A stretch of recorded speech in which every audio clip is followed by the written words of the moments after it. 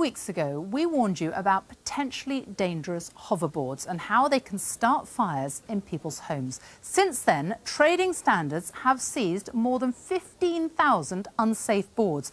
Unfortunately, some have still been sold. We now know about 3 fires started by hoverboards. In the worst case, a woman suffered very serious burns. Well, earlier, Joanne came in with her 10-year-old son, Henry, and her husband, David. Henry, this is a hoverboard you'd only had for 6 days. You wanted to use it. What happened? So I plugged it in the morning. A few hours later, an hour, I unplugged it, tried to turn it on. It wouldn't start up. It was quite warm, had quite a weird smell. So I brought it down to my mum's room saying, my hoverboard isn't starting up. And I was crying. And you put it on the ground, didn't you? Yeah. And you had a look at it, couldn't work out what was wrong, but Just said it was warm. Yeah. and then what happened? I got back into bed. It was on the bedroom floor. Henry walked out the door. Just in seconds, and it just exploded like a bomb. Yes. Fragments everywhere. And Flames, everything, yeah. A real fire. And if my husband hadn't have smothered it, I wouldn't have got out the bedroom. No. And we're not just talking about minor burns. You were really badly burnt. Yeah. Yeah, I don't have any feeling properly in these fingers. I am burnt to my shoulder, fragment burn on my legs, and a burn on my hip. And my hair was all burnt as well. And the bedroom, and the wardrobe, the walls, the floor, everything. And this is not something that you just bought, this hoverboard, off the internet. I mean, you got this from a well-known retailer. Yes, we did, yes. Yeah, a well-known, reputable person, shop. It wasn't one that we just looked up and bought offline. David, you managed to get it, wrap it up and chuck it out the window. I mean, how do you now feel about having had something like this, bought something like this, for it to happen, for your wife to be so badly burned as well?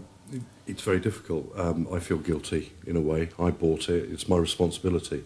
But then I think that I did the right things, went through a proper retailer, followed the instructions. But it just shows that you have to be extra cautious with all products. Anything can go wrong. So you just need to be very careful, follow the rules, and then go a little bit further as well. Well, I'm very glad to hear you're on the mend. You're getting better. Thank you all for coming in and talking to us. Thank you. Thank you. Yes, thank you. Well, I'm now joined by Dave Robinson from the London Fire Brigade. Dave, you contacted us earlier today because you're so worried about this. Awful what happened to that family. It's not a one-off, though, is it? Absolutely terrible what happened to them. We also had one in London where a father and son had to jump out of a first-floor window for one of these things that caught fire. You have put out a very serious warning about this. You are here tonight because you want to warn people. How often do you make such warnings? To my knowledge, I've been in the fire brigade 21 years. In the team, 10 years. This is only the second time I'm aware we've done such a notification.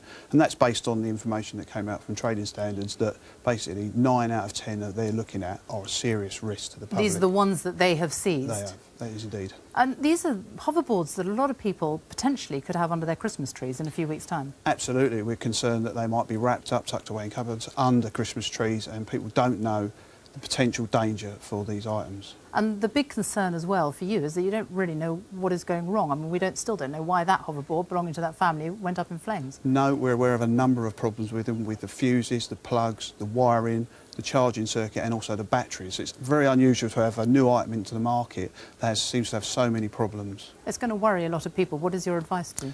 Our advice is we can't say don't buy them, but think very carefully about buying them. If you can buy them from a reputable retailer, but even then, as they said, is that they bought it from a reputable retailer, you just don't know. So if you can hold off, please do hold off. Please be careful. Don't put it on at night. Certainly don't have it in your bedroom charging. And we'd also have a working smoke alarm and know a plan. Dave Robinson, thank you.